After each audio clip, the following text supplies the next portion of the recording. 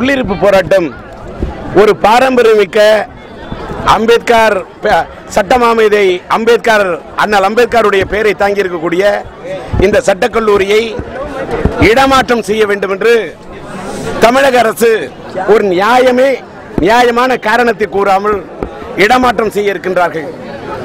அதை தட்டி கேட்க வேண்டும்.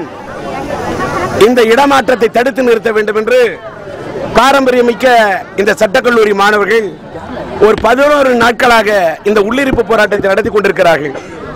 இதை பற்றி யாருமே கவலைப்படாமல் இந்த அத்தனை மாணவ சிங்கங்களும் சகோதரிகளும் மாணவிகளும் போராடி கொண்டிருக்கிறார்கள்.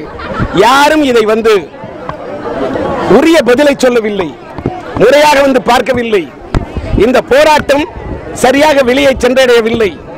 அந்த மாணவர்கள் ஆதங்கப்பட்டு லட்சிய திராவிட முன்னேற்ற கழகத்தின் ஆதரவை தர வேண்டும் என்று எங்களிடத்தில் கேட்டபோது நாங்கள் மனித உரிமை கமிஷனை சார்ந்த அசோக் சக்கரவர்த்தி போன்றவர்கள், மனித நேயத்தோடு இந்த ஜான் பால் போன்றவர்களும், இந்த சட்டக்கல்லூரியை சார்ந்த மற்றும் இனிய நண்பர் ராஜேஷ் போன்றவர்களும் இந்த போராட்டத்தில் கலந்து கொள்ள வேண்டும் என்று சொன்னவுடன் உடனடியாக எந்த விதமான தயக்கமும், இயங்கினால் மட்டும்தான் இயக்கம், தயக்கம் காட்டினால் அதற்கு பெயர் தயக்கம்.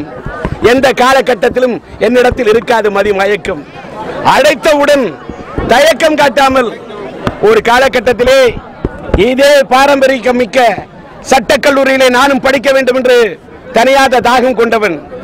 இங்கே எனக்கு இடமும் கிடைத்தது.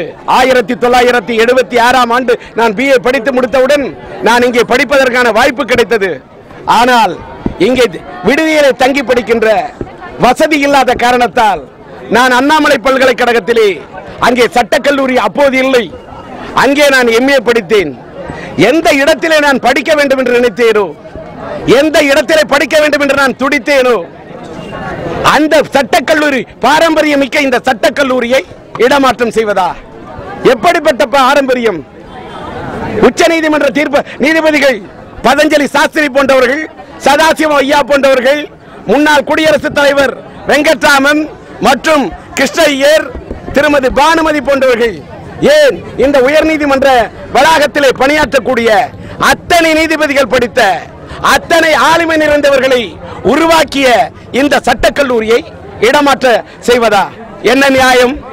இதை காஞ்சிபுரம் மாவட்டத்திலே புதுப்பாக்கத்துக்கு மாற்றுவார்களாம், 2ஆக பிரிக்கிறார்கள். இன்னொன்றை திருவள்ளூர் பட்டறை பெரும்புத்தூருக்கு மாற்றினால், 2ஆக மாற்றப்பட்டால் இந்த பாரம்பரியமிக்க பேர் வருமா?